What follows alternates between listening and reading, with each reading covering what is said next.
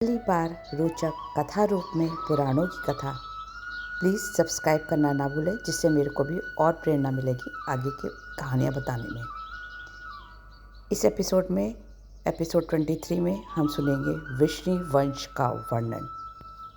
इसी वंश में श्री कृष्ण की उत्पत्ति हुई थी। वैशंपायन जी कहते हैं, जन्मेजय यदुपुत्र क्रोष्टा की गांधारी और माद्री नाम की दो भार्याएं थीं।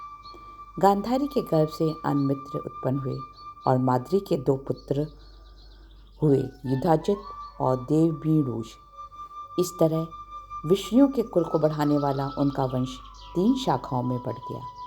माद्री पुत्र युधाजित के विष्णु और अंधक नामक के 2 पुत्र हुए। विष्णु के पुत्र शफलक तथा चित्रक हुए। धर्मात्मा शफलक जहाँ रहते थे वहाँ व्याधि और अनावृष्टि का भय न होता था। एक समय काशीराज के देश में इंद्र ने 3 वर्ष तक वर्षा नहीं करी। तब उन्होंने शफलक को अपने राज्य में बुलाया। उनके पधारते ही इंद्र ने जल बरसाना आरंभ कर दिया। शफलक का काशीराज की पुत्री गंदनी से विवाह हुआ। गांधिनी ने जन्म लेने से पूर्व गर्भ में ही अपने पिता से प्रतिदिन गोदान करने का संकल्प ले लिया था। शफलक और गांधनी के यहाँ अक्रूर उत्पन्न हुए। अक्रूर जी के 15 भाई और वरांगना नाम की एक बहन भी थी। अक्रूर जी से सुंदरांगी उग्रसेना के द्वारा 2 पुत्र उत्पन्न हुए। क्रोष्टा तृतीय पुत्र देवमेडूष के वंश में शूर के घर वसुदेव जी उत्पन्न हुए। इसके अलावा शूर के कई पुत्र और 5 कन्याएं हुई। पृथकीर्ति, प्रथा, शतदेवा, शतशवा, राजादि देवी उत्पन्न हुई।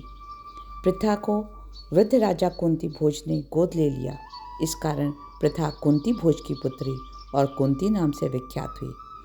श्रुतदेवा से जगृह नामक पुत्र उत्पन्न हुआ। श्रुतिश्रवा से महाबली शिशुपाल उत्पन्न हुए।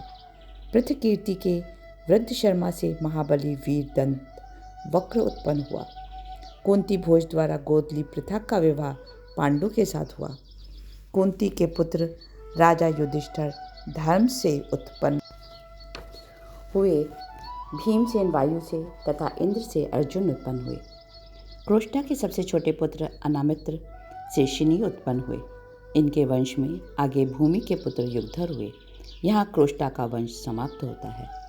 वासुदेव जी के भ्राता देवभाग के उद्धव नामक महाभाग्यवान पुत्र उत्पन्न हुए। वासुदेव जी के तीसरे भाई अनाधृष्टि ने अश्मकी से यशस्वी नामक पुत्र उत्पन्न किया। उनके भाई देवश्रवा ने शत्रुघ्न नामक पुत्र उत्पन्न किया। महाराज, किसी कारणवश बालकपन में ही त्याग दिए जाने के कारण इस देवश्रवा के पुत्र को निषादों ने पालकर बड़ा किया। इसलिए यह निषाद वंशी एकलव्य के नाम से प्रसिद्ध हुआ। वासुदेव जी ने अपने छोटे भाई पुत्रहीन वत्सावन को अपना औरस पुत्र कौशिक दे दिया। वासुदेव जी के दूसरे छोटे भाई अपुत्र कंडूष को श्री कृष्ण ने अपने 4 पुत्र दे दिए। वसुदेव जी के भाई कनकवन के तंद्रिज और तंद्रिपाल नाम के 2 पुत्र हुए। वासुदेव के भाई गृंजीमन के वीर और अश्रवहन नामक 2 वीर पुत्र हुए। वासुदेव जी के भाई श्याम अपने छोटे भाई शमीक को पुत्र के समान मानते थे। शमीक के शत्रुनाशक अजात शत्रु नामक पुत्र हुआ। यह वृषि वंश का वर्णन हुआ। इसी वंश में श्री कृष्ण का भी जन्म हुआ था। जय श्री कृष्ण। अगले एपिसोड में आपको बताएंगे श्री कृष्ण कुटुंब के बारे में।